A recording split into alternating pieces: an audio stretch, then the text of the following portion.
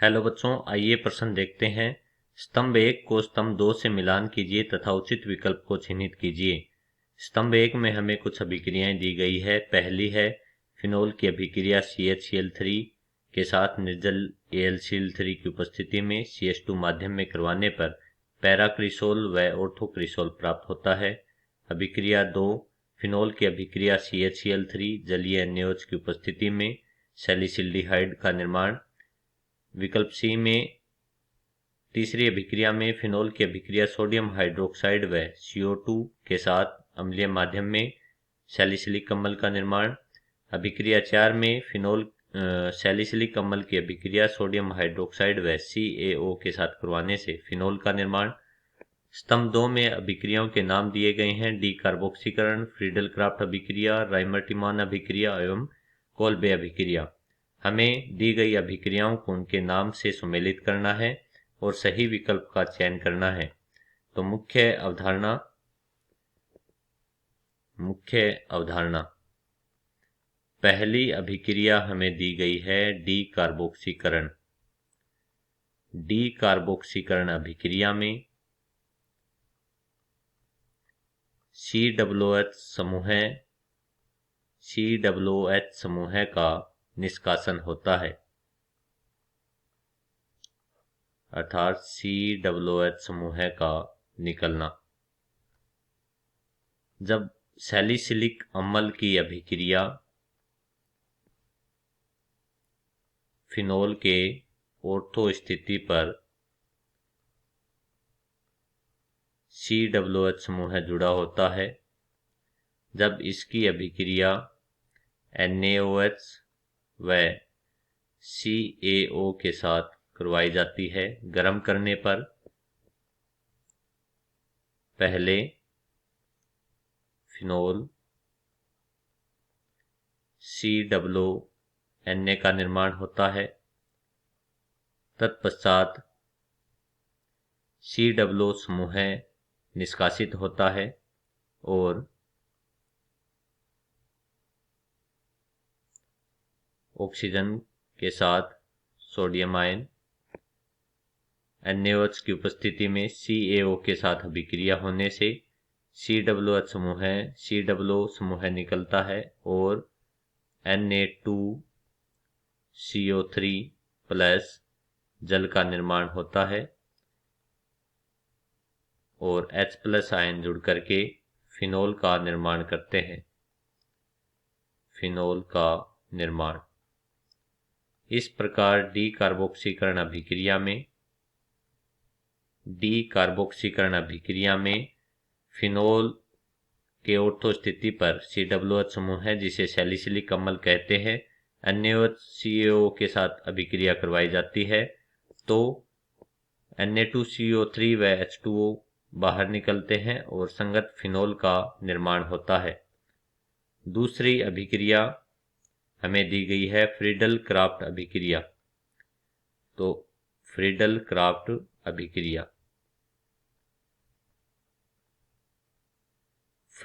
Craft अभिक्रिया में Lewis अम्ल की उपस्थिति में CHCl3 के साथ अभिक्रिया करवाई जाती है तो लुईस अम्ल होता है AlCl3 लुईस अम्ल दिया गया है। यह CHCl3 के साथ अभिक्रिया कर एक इलेक्ट्रॉन स्नेही का निर्माण करता है। इलेक्ट्रॉन स्नेही का निर्माण होता है CH3 पॉजिटिव, जो कि इलेक्ट्रॉन स्नेही होता है। यह इलेक्ट्रॉन स्नेही जब फिनोल की अभिक्रिया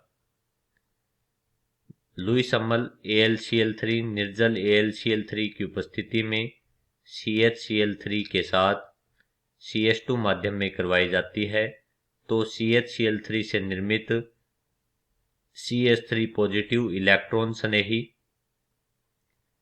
फिनोल के ऑर्थो व पैरा स्थिति पर आक्रमण करता है। ऑर्थो व पैरा स्थिति पर CH3 समूह का आक्रमण होता है, जिससे पैराक्रिसोल व ऑर्थोक्रिसोल प्राप्त होता है। पैराक्रिसोल व ऑर्थोक्रिसोल प्राप्त होता है। तीसरी अभिक्रिया हमें दी गई है राइमर टिमोन अभिक्रिया।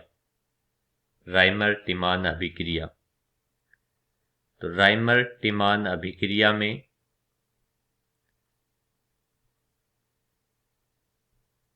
फिनोल की अभिक्रिया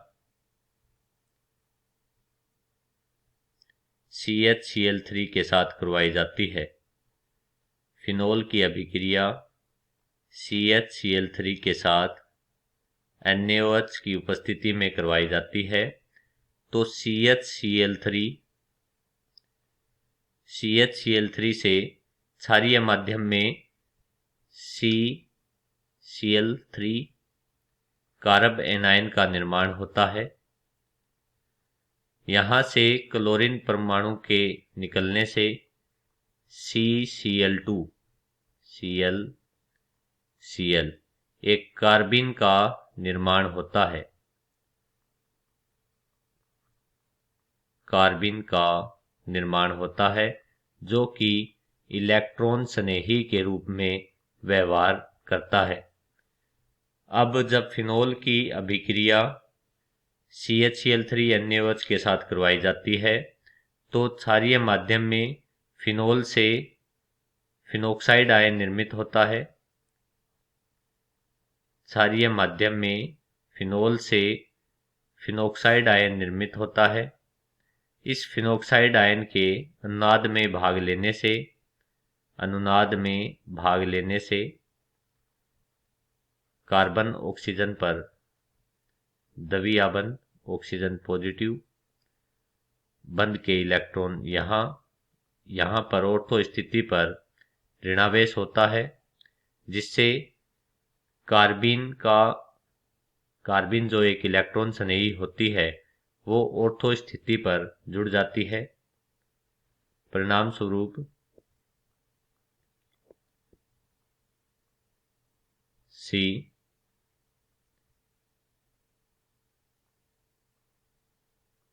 द्विआबंध O पॉजिटिव और CCl2 के जुड़ने से एक हाइड्रोजन परमाणु यहाँ पर CCl2 जुड़ता है।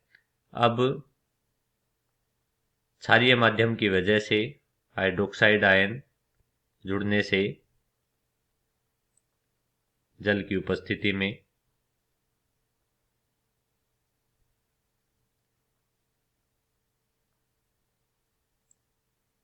द्विआबंध O हाइड्रोजन CCl2 हाइड्रोजन निकलता है और बंध के इलेक्ट्रॉन यहाँ पर और द्विआबंध ऑक्सीजन के इलेक्ट्रॉन ऑक्सीजन परमाणु के पास चले जाते हैं। यहाँ पर H+ निकलने से बेंजीन ऑक्सीजन पर ऋणावेश और CHCl2। अब हाइड्रोक्साइड आयन क्योंकि क्षारीय माध्यम है जल का अणु बाहर निकलता है। परिणाम स्वरूप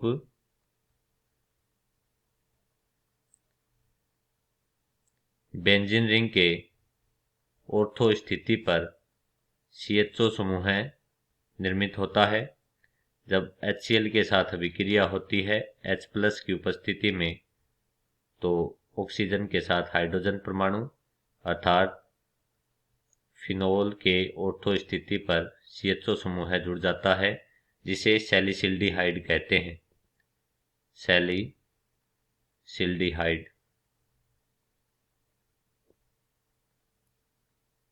इस प्रकार राइमर टिमान अभिक्रिया में फिनोल की अभिक्रिया CHCl3 व NaOH के साथ करवाई जाती है। चूंकि CHCl3 क्षारीय माध्यम में एक कार्बिन का निर्माण करता है जो कि एक इलेक्ट्रॉन स्नेही होती है। क्षारीय माध्यम में फिनोल से फिनोक्साइड आयन का निर्माण होता है, जिससे ऑर्थो स्थिति पर इलेक्ट्रॉन घनत्व बढ़ जाता है और इलेक्ट्रॉन स्नेही का आक्रमण हो पाता है। क्षारीय माध्यम होने के कारण CCl2 से CHO निर्मित होता है। ऑर्थो स्थिति पर अंततः उत्पाद के रूप में सैलिसिल्डिहाइड प्राप्त होता है। अंतिम अभिक्रिया हमें दी गई है कोल्बे अभिक्रिया। कोल्बे अभिक्रिया। कोल्बे अभिक्रिया में फिनोल की अभिक्रिया NaOH की उपस्थिति में कार्बन डाइऑक्साइड के साथ करवाई जाती है। NaOH की उपस्थिति में जब फिनोल की अभिक्रिया होती है तो फिनोक्साइड आयन निर्मित होता है। फिनोक्साइड आयन निर्मित होता है। इस फिनोक्साइड आयन पर कार्बन डाइऑक्साइड, जो कि एक दुर्बल इलेक्ट्रॉन स्नेही होता है, दुर्बल इलेक्ट्रॉन स्नेही होता है। चूंकि दुर्बल इलेक्ट्रॉन स्नेही होने के कारण यह फिनोल पर सीधे नहीं जुड़ पाता। इससे फिनोक्साइड आयन में अनुनाद के कारण ऑर्थो व पैरा स्थितियों पर इलेक्ट्रॉन घनत्व बढ़ जाता है। इस कारण से दुर्बल इलेक्ट्रॉन स्नेही CO2 का आक्रमण आसानी से होता है। परिणाम स्वरूप बेंजीन रिंग O- और C डबल बॉन्ड ONA और अंत में OH निर्मित होता है और फिनोल के ऑर्थो स्थिति पर COOH समूह जुड़ जाता है, जिसे सैलिसिलिक अम्ल कहते हैं। सैलिसिलिक अम्ल। इस प्रकार कोल्बे अभिक्रिया में फिनोल की अभिक्रिया सोडियम हाइड्रोक्साइड के साथ कराने से सोडियम फिनोक्साइड आयन निर्मित होता है, जिसकी अभिक्रिया दुर्बल इलेक्ट्रॉन स्नेही कार्बन डाइऑक्साइड के साथ करवाने से एक सैलिसिलिक अम्ल प्राप्त होता है। तो अभिक्रिया में देखते हैं।